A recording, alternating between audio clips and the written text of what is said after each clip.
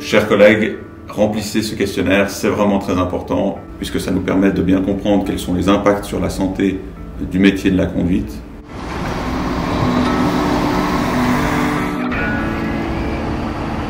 Remplissez tous le questionnaire, c'est important. Ensemble, améliorons nos conditions de travail. Évidemment, la question de la santé, c'est très important. La santé, on n'en a qu'une. Il faut la préserver, même quand on a un travail comme la conduite qui, on le sait, a des contraintes très importantes. Si ce questionnaire est bien rempli, on a des arguments forts à amener auprès des directions pour exiger des changements dans nos conditions de travail. Donc la santé des membres jusqu'à la retraite, c'est une priorité pour le SEV. C'est une priorité absolue. La nouveauté, c'est de travailler avec Unisanté, qui est l'Institut de santé au travail de l'Université de Lausanne, et nous aurons une caution scientifique pour appuyer nos demandes auprès des employeurs. Comme il y a la participation d'un centre universitaire, ça donne un poids scientifique à tout ce que le SEV fait. Et ça va permettre justement de faire évoluer les choses, sûrement dans le côté positif. Notre travail, c'est de prendre toutes ces informations, d'en faire des revendications.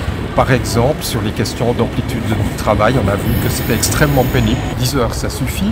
Nous avions mené une autre campagne sur l'accès aux toilettes. Et il est important que chaque conducteur et conductrice puisse répondre à ce questionnaire. Ça nous permet de pouvoir appuyer nos revendications lors de négociations avec les patrons.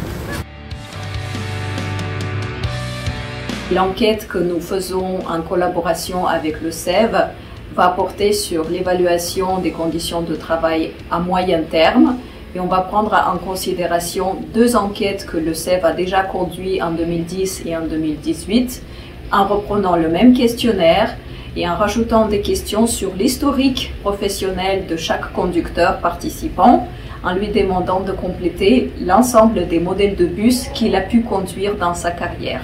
Pour moi, les principales difficultés du métier, c'est les longues tranches de conduite où on est assis, immobile derrière un volant ou aux manettes d'un tram. On ne peut pas bouger, on est pris dans le stress de la circulation et vraiment on ressent cette fatigue qui s'accumule. Il n'y a aucune donnée nominative qui est demandée. Personne n'aura accès, sauf Viviane et moi, aux données collectées via ce questionnaire. J'invite toutes les conductrices et tous les conducteurs de remplir ce questionnaire. Plus on est nombreux, plus on est crédible auprès des employeurs pour revendiquer.